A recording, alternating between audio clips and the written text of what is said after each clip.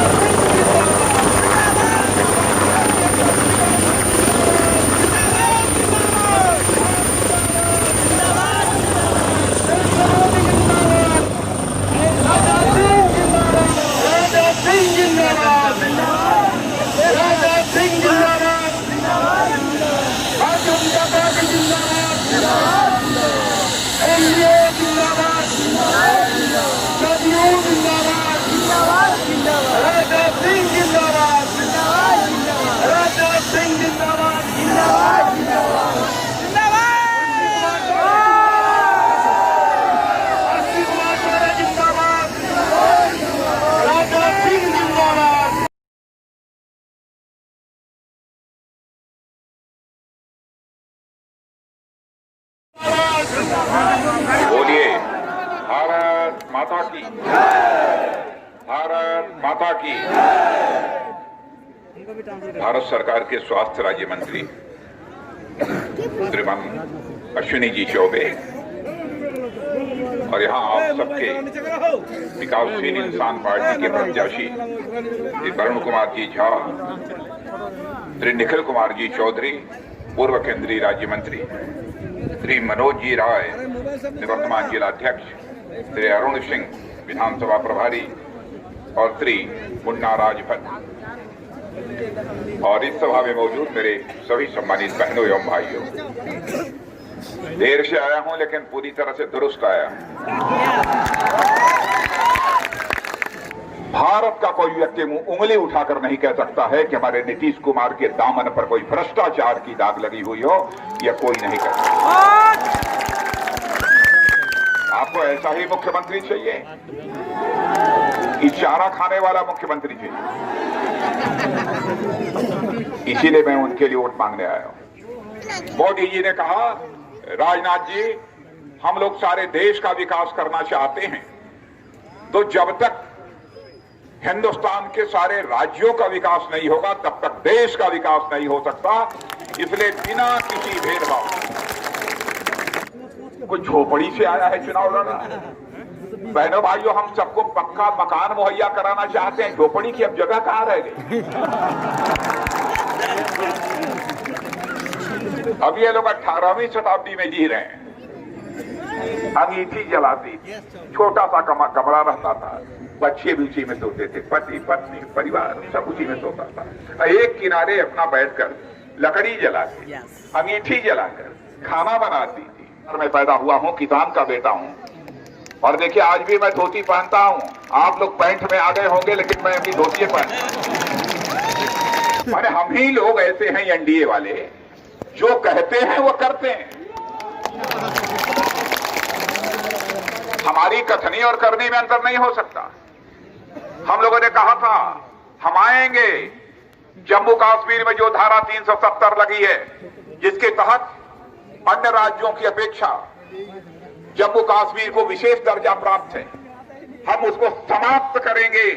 और आपने देखा कि बहुमत मिलते ही चुटकी बजाकर धारा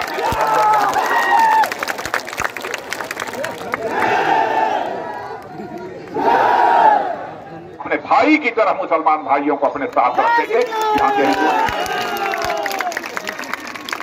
लेकिन पाकिस्तान हो, बांग्लादेश हो, अफगानिस्तान हो, वहां पर जो हिंदू, सिख, ईसाई, पारसी, बौद्ध, जैन, जो भी भारत के मूलतः रहने वाले थे पहले, भारत के विभाजन के पहले, उनकी बहू बेटियों के साथ जो कुछ भी किया जाता था, जिस तरीके से बेइज्जत किया जाता था, जितनी यातना उनको दी जाती थी, उनके मंदिर और पूजा स्थल तोड़े जाते थे, मजबूर होकर वह पाकिस्तान, अफगानिस्तान और बांग्लादेश छोड़कर भारत उनको आना पड़ता था। भारत आने पर झोपड़ी लगाकर कहीं पर बहुत ही गरीबी, गुर्बत की हालत में अपनी जिंदगी वो गुजारने को मजबूर थे। हम कैसे देख सकते थे, क्योंकि वह भी कभी भारत के नागरिक थे। इसलिए बहनों भाइयों, हमारे प्रधानमंत्री ने फैसला किया एक नागरिकता कानून पास किया जाना चाहिए।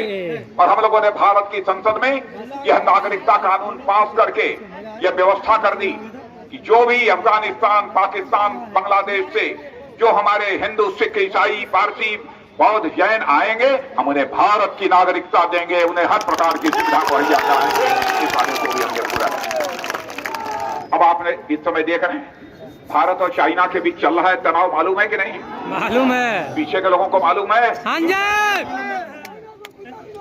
लेकिन देखिए कांग्रेस के लोग हमारे प्रधानमंत्री और सेना के जवानों के शौर्य पराक्रम पर सवालिया निशान लगा रहे हैं। बहनों भाइयों, देश का रक्षा मंत्री होने के नाते आपको मैं बतलाना चाहता हूं, कान खोलकर सुन लीजिए। जनता की आंखों में धूल झोंककर हम लोगों ने कभी राजनीति नहीं की है। जनता की आंखों में आंख डालकर राजनीति की है।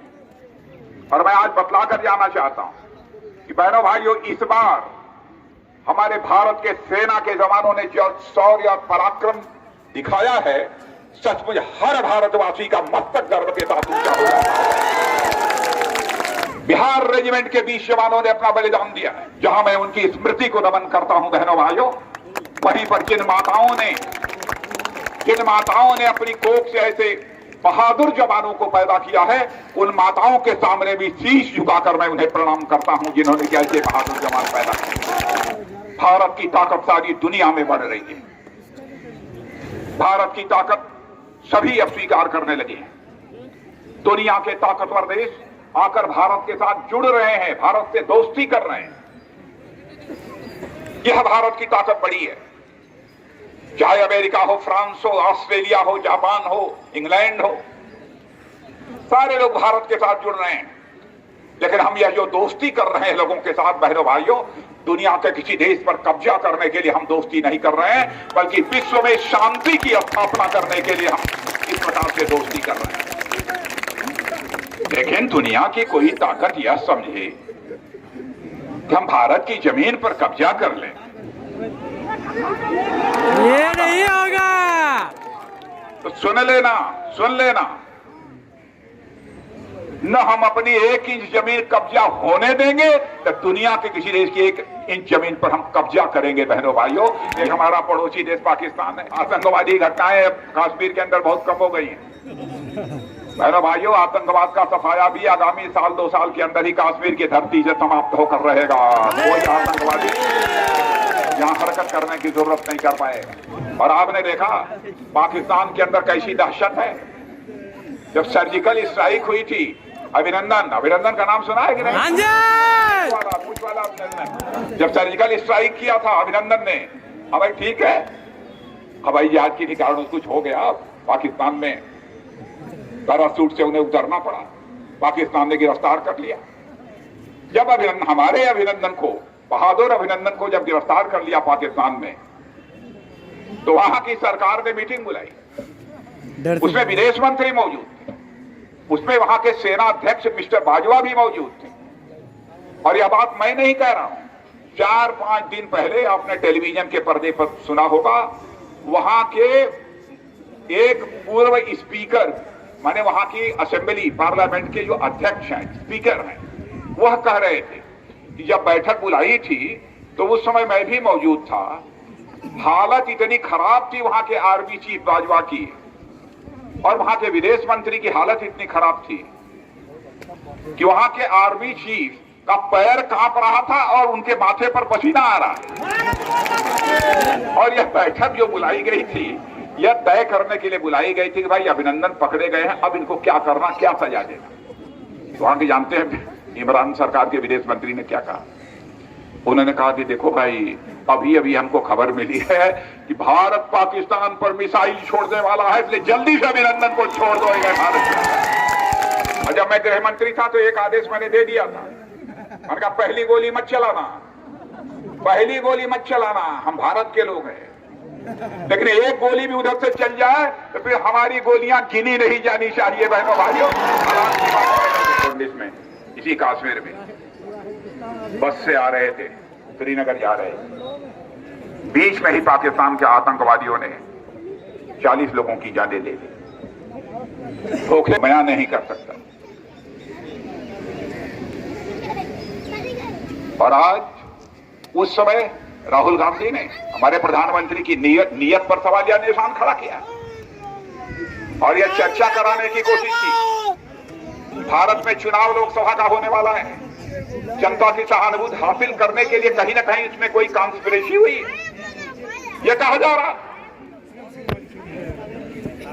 लेकिन पाकिस्तान की नेशनल असेंबली में 5 दिन पहले पाकिस्तान सरकार के मंत्री ने खड़े होकर इस बात को स्वीकार कर दिया कि पाकिस्तान सरकार की सह पर, वहां के प्रधानमंत्री की शाह पर आतंकवादियों ने जाकर जो है पुलवामा में, जम्मू कश्मीर में हमारे सीआरपीएफ के जवानों की हत्या की है।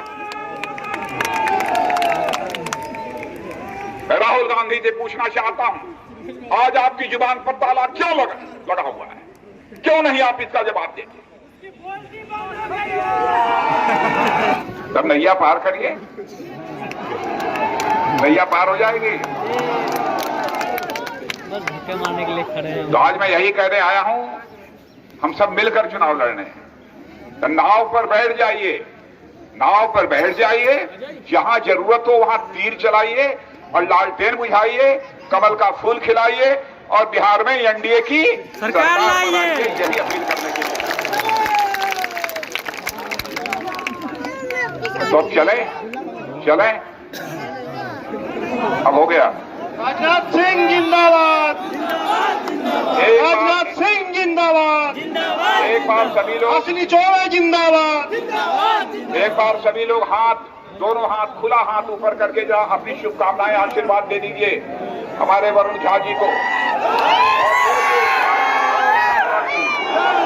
भारत माता की बहुत बहुत धन्यवाद।